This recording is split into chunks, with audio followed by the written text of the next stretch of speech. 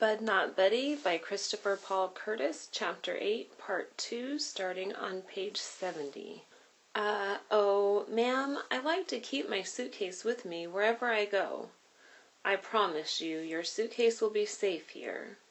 I remembered the Amoses had promised the same thing. I said, "You'll watch it yourself, ma'am? You'll make sure no one looks inside of it?" She said, "Son, we don't have no thieving in here. We all look out for each other." I said, "Thank you, ma'am," and put my suitcase down near the woman's feet.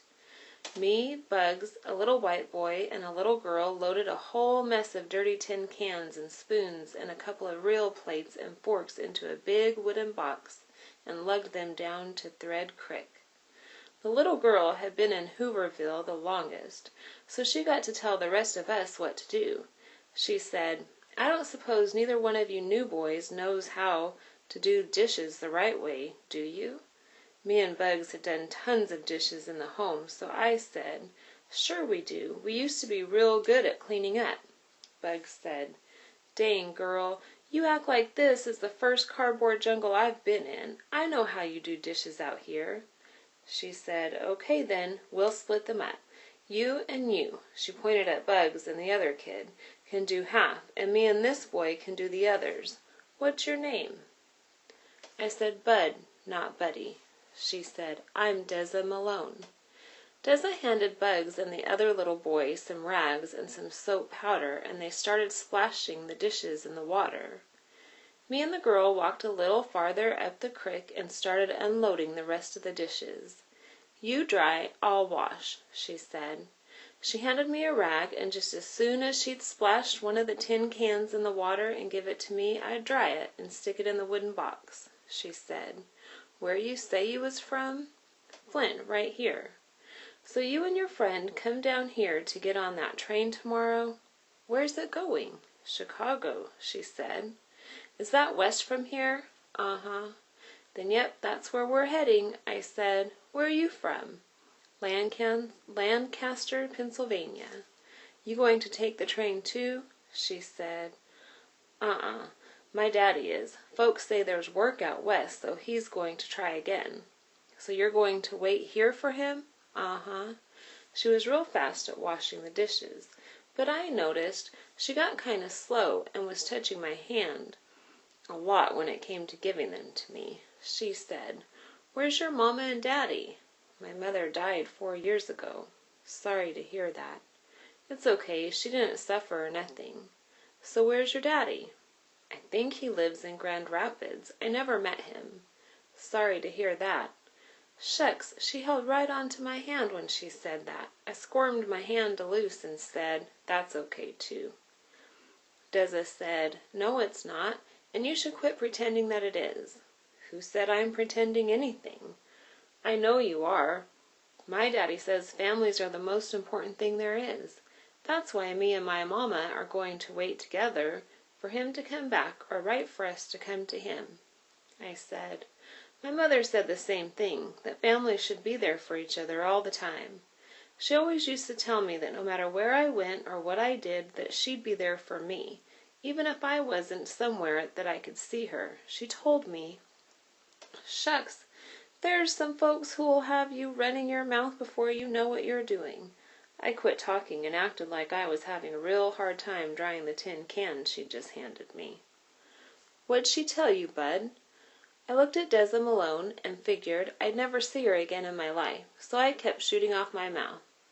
She would tell me every night before I went to sleep that no matter what happened, I could sleep knowing that there had never been a little boy anywhere, anytime, who was loved more than she loved me. She told me that as long as I remembered that, I'd be okay. And you knew it was the truth. "Just as much as I know my name's Bud, Not Buddy," she said. "Don't you have no other kin here in Flint?" "No." "I guess I can't blame you for wanting to ride the rails. My mama says these poor kids on the road all alone are like dust in the wind. But I guess you're different, aren't you? Bud, I guess you sort of carry your family around inside of you, huh?" "I guess so, inside my suitcase too," she said. "So you've been staying in an orphanage since your mama died?" "What makes you say that?" "Well, You're kind of skinny, but I can tell by the way you talk and the way you act that you haven't been out on the road for very long. You still look young." I said, "Shucks, I'm not all that young. I'm going to be 11 on November 14th, and I'm not skinny, I'm wiry. Some folks think I'm a hero." "So, Mr. Hero, we're the same age, but you have been staying in an orphanage." "I've been staying in a home. My daddy says being on the road ain't fit for a dog, much less a kid. How come you don't just go back to your orphanage?" She started up, touching my hand too much again. Deza Malone seemed like she was all right, so I came clean with her. "Don't tell no one, but I lit out from a foster home, so I'm on the lam. And I wouldn't go back to the home even if I could. It's getting so there's too many kids in there." "So? That's better than being cold and hungry all the time and dodging the railroad police." "What do you mean?" "You don't think they just let people jump on the trains, do you?" "Well, I guess I hadn't thought about it." "See, I knew you were too nice to have been out on the road. You're going to have a bad surprise tomorrow morning." "That won't bother me too much." She said, "Oh yeah, I forgot, you're a hero to some folks." Then Deza smiled a little dimple, jumped up in her brown cheek. I didn't answer, I just kept drying tin cans. We got to the last 4 or 5 tin can plates, and Deza said, "You ever kiss a girl in the orphanage?"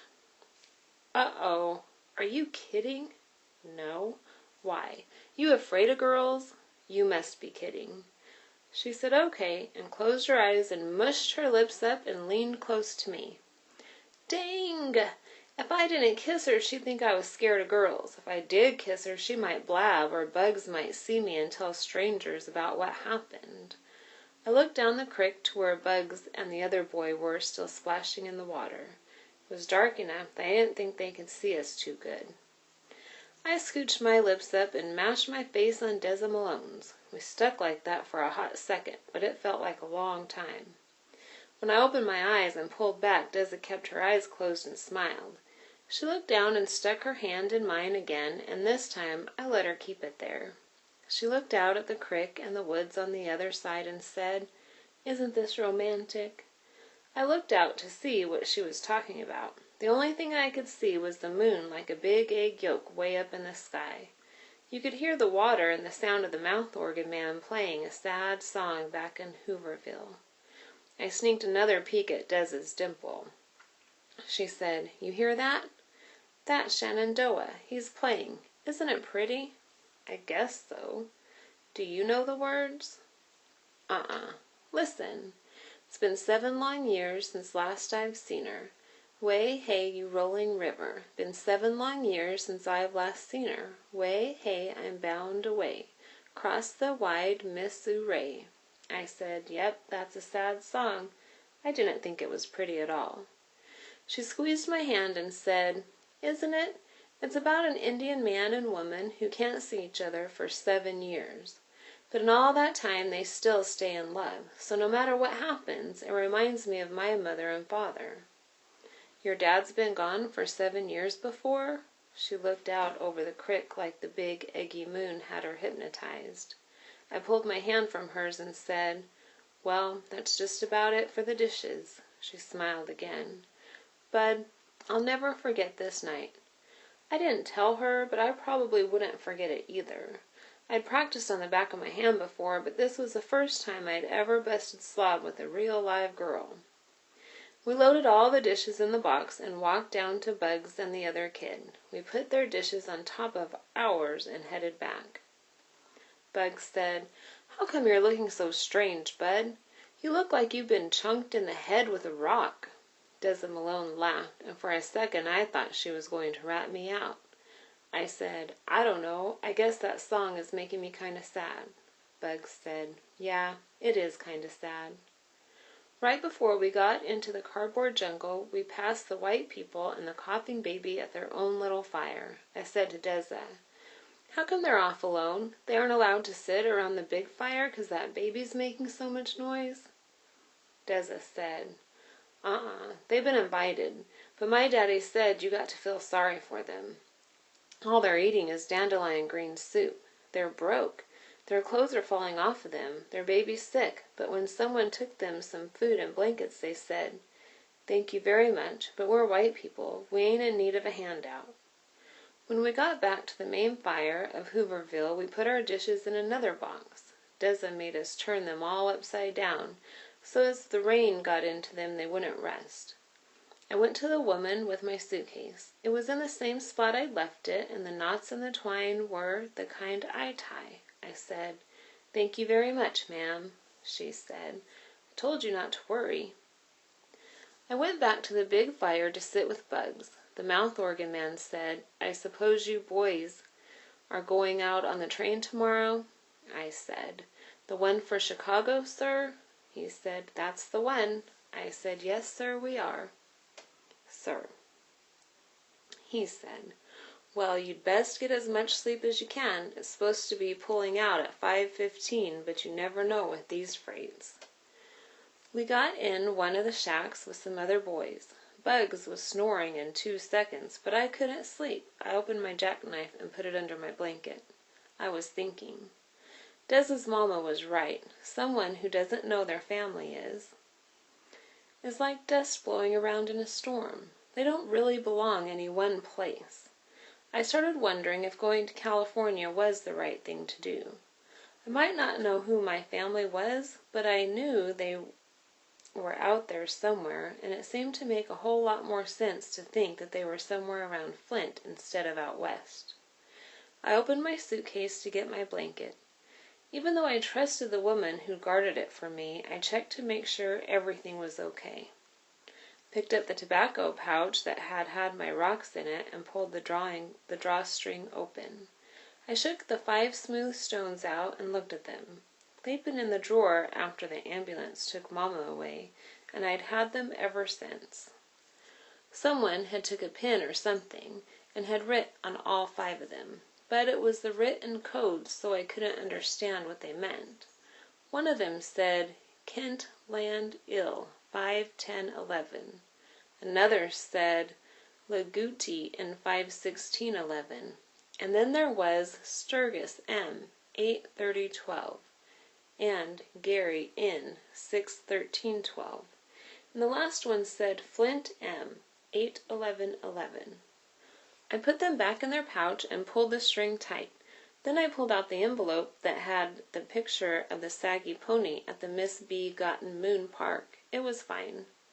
Next I counted the flyers again. All 5 were there. I slid all of them back, except for the blue one. I held it up so it could catch some of the light from the big fire. I kept looking at the picture and wondering why this one bothered Mama so much. The more I thought about it, the more I knew this man just had to be my father. Why else would Mama keep these? I used a little trick to help me fall off to sleep. I pulled my blanket right up over my head and breathed in the smell real deep. After doing this 3 times, the smells of the shack and Hooverville were gone, and only the smell of the blanket was in my nose. And that smell always reminded me of Mama and how she used to read me to sleep every night. I took 2 more breaths and pretended I was hearing Mama reading to me about Billy Goat's Gruff, or The Fox and the Grapes, or The Dog That Saw His Reflection in the Water, or some other story she'd checked out of the library. I could hear Mama's voice getting farther and farther away, and I imagined I was in the story until finally her voice and her story all mixed into one. I learned that it was best to be asleep before Mama finished the story, because if she got done and I was still awake, she'd always tell me what the story was about. I never told Mama, but that always ruined the fun of the story. Shucks, here I was thinking I was just hearing something funny about a fox or a dog, and a Mama spoilt it by telling me they were really lessons about not being greedy or not wishing for things you couldn't have. I took 2 more breaths and started thinking about the little hen that baked the bread. I heard, "Not I," said the pig. "Not I," said the goat. "Not I," said the big bad wolf. Then whoop, zip, sloop, I was asleep. I started dreaming about the man with the giant fiddle. He was walking away and I kept calling him, but he couldn't look back.